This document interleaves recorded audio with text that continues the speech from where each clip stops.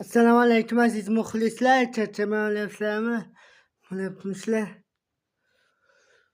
Hozirgi aytiladigan qo'shig'imiz Bahodir Mamajonov qo'shiqlari, keyin ustozlarimiz qo'shig'idan 18 yoshimda edi. Xo'p, ikki marta aytganmiz, ikki marta birinchisini to'liq o'zini so'zi bilan Bahodir Mamajonovni o'zini aytgan so'zi bilan aytganmiz. Keyin ikkinchisi birinchisi shu Bahodir Mamajonov so'zlari bilan. Ikkinchisi keyin o'zimni so'zlarim bor. O'zim ichimda to'qib so'z aytganman, to'qiganman, yozganman desam ham bo'ladi. To'qiganman. Keyin o'sha ikkinchisida o'zimiznikini aytamiz. Hozir birinchisi Bahodir Mamajonovning so'zlari bilan. Marhamat.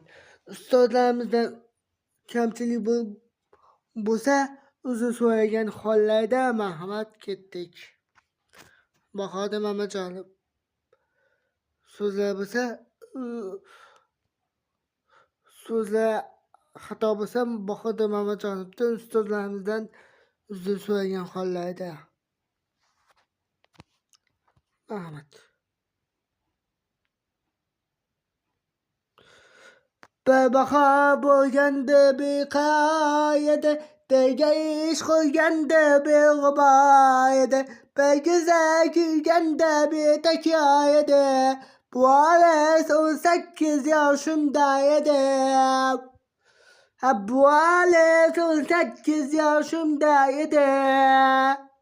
Chidasa poyoni hech ko'rmasdi, tonggacha kezardik oyimmasdi. Bizlarga baxt tilab qushlar tinmasdi. Bu olis 18 yoshimda edi.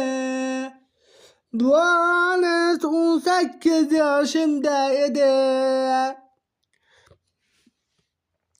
Ajida poyoni hech ko'rmasdi, tonggacha kezardik oyimmasdi. Bizlarga baxt tilab qushlar tinmasdi. Bu olis 18 yoshimda edi. Bu olis 18 yoshimda edi.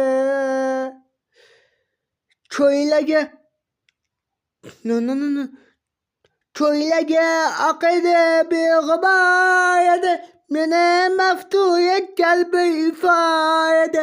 17